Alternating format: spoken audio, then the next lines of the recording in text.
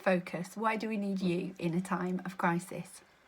So I'm sure you've heard the term headless chickens.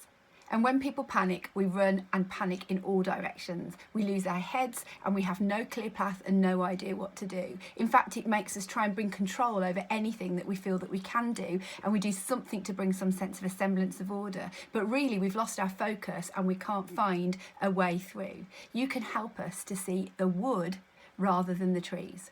What is the one thing that we need to do to get through this time of crisis? What is the one thing we need to be focusing on to find a way to cope and to manage, to flourish and to thrive? What is the one thing we've got to hold on to? You can bring focus where we've lost our focus.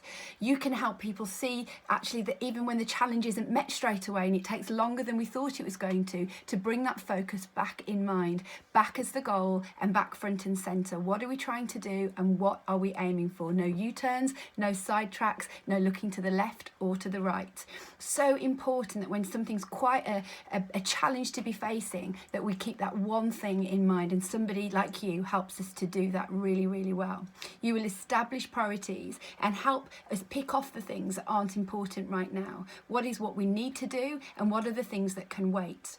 Again, when friends are suffering and they're feeling despondent, help them to pick the one thing they can do. Help them to see the one thing that's going to get them through this time and to focus on that, and maybe help them to break that down into smaller chunks that they can manage.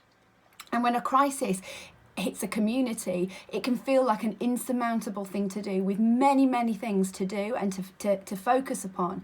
But actually, if we try to do too much, we end up achieving nothing. So what is the focus that we need? What's our thing to do? What's our response in this time of crisis? You can bring attention to that one thing that will have the biggest impact, that we need to stay committed to and hold on to throughout the entire season. But do remember that sometimes people need to come up for air. Sometimes people need to think divergently and not just about the one thing. And just be careful that you don't stifle any kind of innovation by being too tunnel visioned on this being the thing that we have to do. But do bring your focus, help us to see where we are heading and keep us on that track in a time of trouble.